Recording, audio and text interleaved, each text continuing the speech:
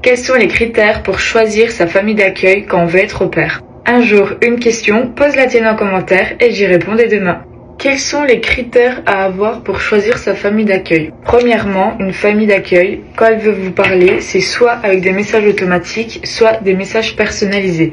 Pour ma part, je privilégiais toujours les messages personnalisés car ça veut dire qu'ils avaient pris le temps de regarder votre profil et de vraiment adapter le message à vous et à leurs besoins. Il y a deux types de messages personnalisés. Il y a le message personnalisé de la famille qui est vraiment tourné vers elle-même en mode besoin d'une personne pour faire ci, pour faire ça. Et tant d'enfants de tel âge, ils s'appellent comme ci, ils sont comme ça, faudra faire ci, faudra faire ça avec eux.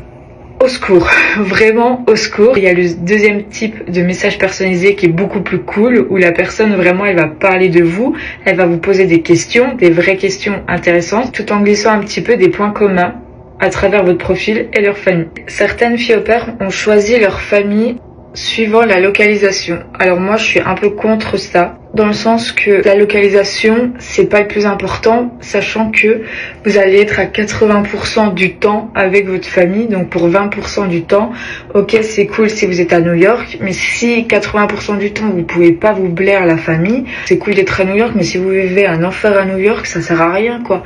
Donc autant vraiment privilégier le feeling avec la famille que la localisation, et au pire New York vous pouvez toujours y aller en vacances. Un autre critère que j'avais pour les familles, c'était le nombre d'enfants. Au début, j'avais suivi les conseils de l'agence qui me disaient mets un maximum de filtres, élargis au max pour justement toucher un maximum de familles. Et au final, dès que j'avais des familles qui me contactaient et qui avaient 3 enfants, j'étais en panique totale en me disant mais je pourrais jamais gérer 3 enfants, c'est beaucoup trop pour moi. Et au final, j'avais mis 2 enfants maximum, c'était parfait pour moi et je suis dans une famille avec une seule enfant et c'est le paradis, vraiment.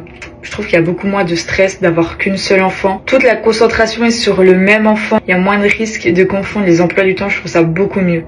Les autres critères qui m'ont aidé pour choisir ma famille étaient mes jours off. Savoir si j'avais mes week-ends de libre ou potentiellement un 3e jour. C'est mon cas. Je suis libre du samedi, dimanche, lundi. Et ce qui est cool, vu comme on vit avec le grand-père, de temps en temps, si j'ai besoin d'aller à une activité, il y a toujours le grand-père pour prendre le relais.